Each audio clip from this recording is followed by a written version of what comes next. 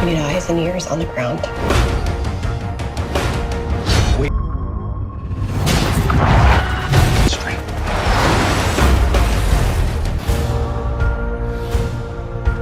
Battle stations.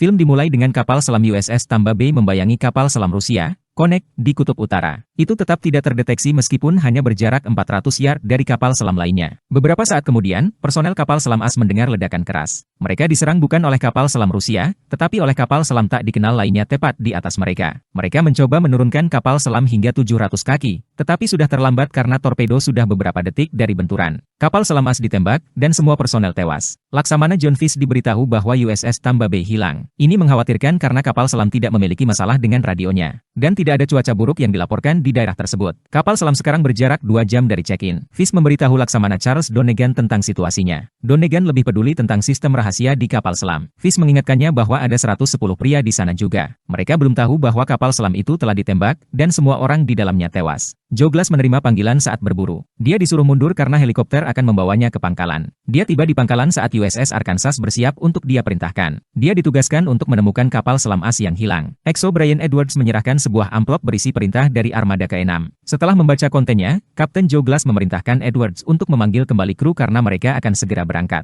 Edwards menjelaskan bahwa kru diberi izin 2 hari dan tidak mungkin menemukan semuanya. Glass merasa hal itu tidak dapat diterima dan dengan sukarela membantu petugas mencari kru. Lagi pula, hanya ada 2 klub di daerah tersebut. Pasti tidak sulit untuk mencari mereka. Kapal selam Glass sedang disiapkan, dan torpedo sedang dimuat. Dia kemudian masuk ke dalam untuk memeriksa kru dan peralatan. Glass memberikan pengumuman tentang misi mereka untuk menemukan kapal perang yang hilang, kapal selam. Dia juga menetapkan ekspektasi tentang bagaimana dia akan menjalankan kapal. Setiap orang diharapkan untuk mengikuti perintahnya. Dia seorang maverick, dan dia akan mendorong anak buahnya melampaui batas jika diperlukan untuk tampil. Jane Norquist dari Badan Keamanan Nasional mendekati Laksamana Fish dan memberitahu dia bahwa dia perlu memberi pengarahan kepada Presiden dalam waktu kurang dari 1 jam. Dia mencoba meminta informasi dari Angkatan Laut, tetapi dia gagal. Fish menyebutkan bahwa 2 ledakan diamati dari semenanjung Kola tepat di lokasi di mana kapal selam AS hilang. Norquist menyebutkan bahwa mereka telah mengawasi Presiden Rusia. Dia pergi dengan keamanan intinya dalam perjalanan ke lokasi di mana ledakan terjadi. Dia dan timnya pergi sebelum ledakan terjadi. Dia seharusnya mengadakan pertemuan dengan Menteri Pertahanannya, Durov. Glass diberitahu oleh COB bahwa kru sudah siap dan siap berangkat. Dia mencoba memberi Glass koin keberuntungan untuk misi ini, tetapi Glass menolaknya. Dia hanya membawa 1 koin di sakunya, yang dia dapatkan dari kapal selam sebelumnya. USS Arkansas sekarang menuju ke Laut Barents. Kaca memerintahkan untuk menenggelamkan kapal dan menyetel kedalaman hingga 300 kaki. Zakharin, Presiden Rusia, tiba di pangkalan Angkatan Laut Polyarny untuk mengadakan pertemuan dengan Menteri Pertahanannya, Durov. Durov mengonfirmasi bahwa Washington melakukan kontak. Durov juga memberitahu dia bahwa mereka menunggu kedatangannya sebelum menanggapi. Kapal selam USS Arkansas sekarang berada 40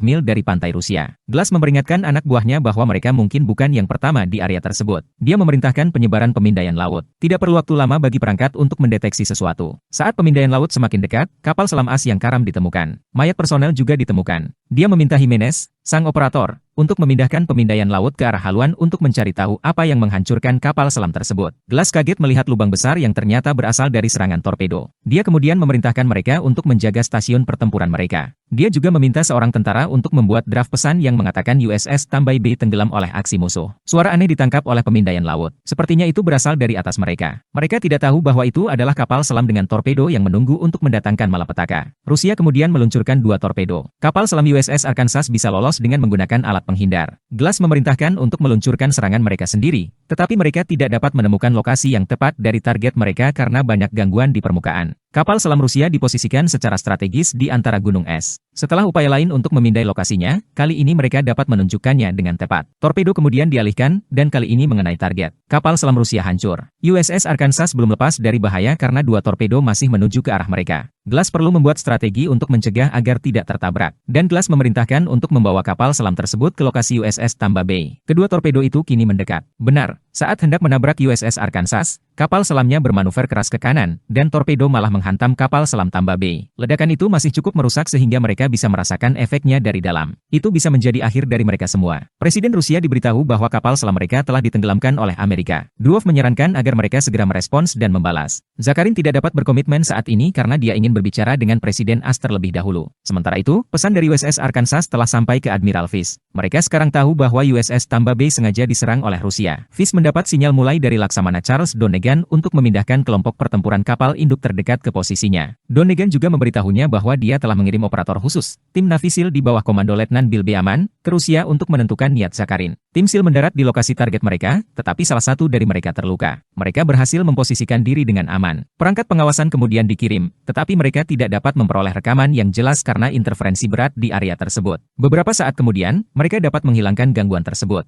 Mereka kemudian dapat melihat Durov, yang tampaknya sedang dalam misi sendiri. Zakharin terkejut melihat kapal perusak dikerahkan. Itu bukan perintahnya. Durov mengatakan kepadanya bahwa mereka mungkin diserang. Karena itu, dia menutup pangkalan dan mematikan semua komunikasi sebagai tindakan pengamanan. Disinilah Zakharin menyadari bahwa Durov sedang melakukan kudeta. Dia kemudian dibawa keluar, di mana anak buahnya dieksekusi. Kejadian ini disaksikan oleh tim SEAL dan para petugas yang menonton rekaman langsung. Presiden diberi pengarahan tentang apa yang sedang terjadi. Durov bermaksud memicu perang dengan membuatnya seolah-olah Amerika adalah agresornya. Laksamana Charles Donegan menyarankan agar mereka tidak mengizinkan Durov mendapatkan keuntungan taktis. Norquist memiliki pendapat yang berbeda. Dia percaya bahwa mereka hanya berurusan dengan menteri yang haus kekuasaan. Durov ingin orang Amerika terlibat. Fish menyarankan agar mereka menyelamatkan Presiden Rusia dan membawanya ke Moskow, di mana dia dapat mempertahankan posisinya dan mengakhiri kudeta. Fish mengingatkan mereka bahwa mereka sudah memiliki tim yang siap untuk mewujudkannya. Presiden memerintahkan armada kapal induk ke posisi untuk berjaga-jaga jika ada kebutuhan untuk menghadapi Durov. Presiden sudah mempertimbangkan saran Fish untuk menyelamatkan Presiden Rusia. Pemindaian laut diluncurkan lagi. Kali ini, ia menemukan kapal selam Rusia yang tenggelam, Konek. Glass dan anak buahnya terkejut melihat lubang besar di haluan. Tampaknya berasal dari serangan torpedo. USS Tampa Bay tidak menembak siapapun. Saat mereka memeriksa lebih jauh, ternyata serangan itu berasal dari dalam. Artinya, kapal selam itu sengaja dihancurkan agar seolah-olah diserang oleh Amerika. Glass ingin menyelamatkan para penyintas. Anak buahnya tidak senang dengan rencana tersebut karena mereka masih percaya bahwa Konek menghancurkan Teluk Tampa dan membunuh tentara Amerika. Mereka khawatir bahwa Rusia juga akan pergi setelah kapal selam mereka dimusnahkan sebelumnya. Glass menunjukkan bahwa jika Rusia tidak menyembunyikan apapun, mereka pasti sudah menyelamatkan Konek. Glass mengetahui bahwa Rusia berada di balik serangan kapal selam mereka sendiri. Glass memerintahkan untuk meluncurkan Mystic agar beberapa pria bisa lebih dekat dengan kapal selam Rusia. Mystic mengalami kesulitan mendarat karena arus yang deras tetapi dengan aman menempel di kapal selam. Ketika mereka membuka Grendel, 3 orang Rusia yang selamat hampir diambang kematian karena kedinginan. Mereka menderita hipotermia. Glass menyambut mereka dan memerintahkan agar mereka diperiksa oleh dokter. Glass juga ingin kapten kapal selam Rusia diisolasi. Sampai dia menerima perintah dari perwiranya, para penyintas Rusia adalah tawanan perang. Glass memberitahu anak buahnya bahwa mereka telah diperintahkan untuk pergi ke markas Polyarny. Tempat itu sangat dipertahankan oleh kapal perusak, tetapi bantuan mereka sangat dibutuhkan sekarang. Tugas mereka adalah menjemput tim Navy SEAL dan menyelamatkan Presiden Rusia,